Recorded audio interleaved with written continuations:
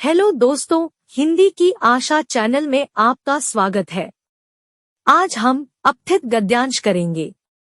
निम्नलिखित अपठित गद्यांश को ध्यान से पढ़ें और प्रश्नों का उत्तर दें। जब मनुष्य जंगली था, उसे नाखून की जरूरत थी। उसकी जीवन रक्षा के लिए नाखून बहुत जरूरी थे। असल में वही उसके अस्त्र थे। दांत भी थे, पर नाखून के बाद ही उनका स्थान था। उन दिनों उसे जूझना पड़ता था। नाखून उसके लिए आवश्यक अंग था। फिर धीरे धीरे वह अपने अंग से बाहर की वस्तुओं का सहारा लेने लगा। पत्थर के ढेले और पेड़ की डालें काम में लाने लगा। मनुष्य और आगे बढ़ा। उसने धातु के हथियार बनाए। जिसके पास लोहे के अस्त्र और शस्त्र थे, वो विजयी हुए। इतिहास आगे बढ़ा। नखधार मनुष्य अब एटम बम पर भरोसा करके आगे की ओर चल पड़ा, पर उसके नाखून अब भी बढ़ रहे हैं। अब भी प्रकृति मनुष्य को उसके भीतर वाले अस्त्र से वंचित नहीं कर रही है। अब भी वो याद दिला देती है कि तुम्हारे नाखून को भुलाया नहीं जा सकता। तुम वही लाख वर्ष वाले नखदंतावलंबी जीव हो, मनुष्य के साथ एक ही सतह पर विचरने वाले और चरने वाले। मनुष्य को नाखून जरूरी क्यों थे? 1. शस्त्र बनाने के लिए। 2. उंगलियों की सुरक्षा के लिए।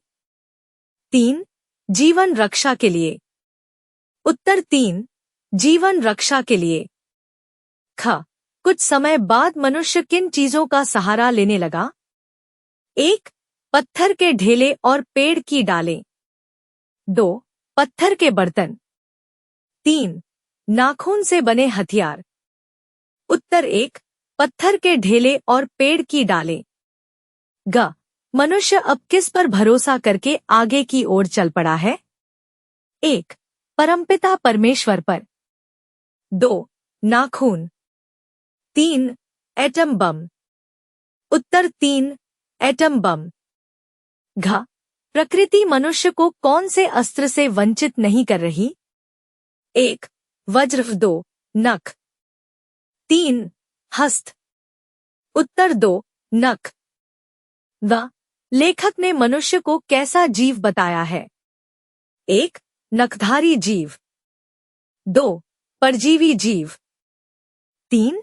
युद्ध करने वाला जीव। उत्तर 1. नखधारी जीव। धन्यवाद। पढ़ते रहिए, बढ़ते रहिए।